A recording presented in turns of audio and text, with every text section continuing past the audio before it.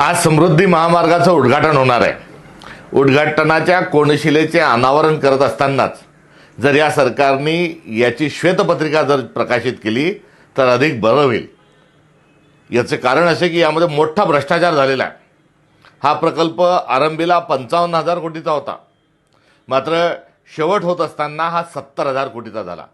ज्या पद्धतीने जो भाईंदरचा जो बोगदा आहे यामध्ये 3,000 कोटी रुपयांचा भ्रष्टाचार झाल्याचं सुप्रीम कोर्टाने जसं सिद्ध झालं, तसं श्वेतपत्रिका जर प्रकाशित झाली तर यांचा देखील 15,000 कोटी रुपयांचा समृद्धी महामार्गातला घोटाळा देखील समोर आल्याशिवाय राहणार नाही। या समृद्धी महामार्गाच्या निमित्तानं देवेंद्र फडणवीस आणि एकनाथ शिंदे यांनी व यांच्या बगलबच्च्यांनी फार मोठा मलिदा त्यामध्ये हा खाल्लेला आहे। आणि एवढंच नव्हे तर या समृद्धी महामार्गांच्या पैशातून 50 खोके एकदम ओके हा कार्यक्रम देखील त्याच माध्यमातून हा राबवलेला आहे। एकंदरीत हे कटबोळ आहे आणि या कटबोळाने एक समृद्धी महामार्गापेक्षा मोठा एक भ्रष्टाचाराचा महामार्ग हा यांनी उघडा केलेला आहे। आणि हा समृद्धीचा नव्हे तर हा भ्रष्टाचाराचा जो एकंदरीत चालू असलेला जो महामार्ग आणि धंदा जो आहे याचा पर्दाफाश करण्याची आता वेळ आलेली आहे।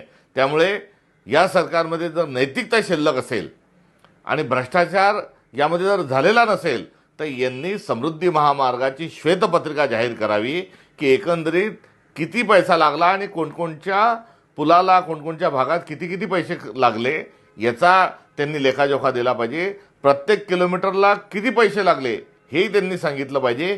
शेतकऱ्यांना किती पैसे दिले, कॉन्ट्रॅक्टदाराला किती पैसे दिले, झाडं लावायच्या नावावर किती पैसे दिले आणि आता टोलच्या माध्यमातून किती पैसे उकळणं सुरू आहे याचा संपूर्ण लेखाजोखा हा श्वेतपत्रिकेच्या माध्यमातून या समृद्धी महामार्गाचा सरकारने तात्काळ स्वरूपामध्ये हा जाहीर करावा आणि श्वेतपत्रिका प्रकाशित करावी ही आमची मागणी आहे।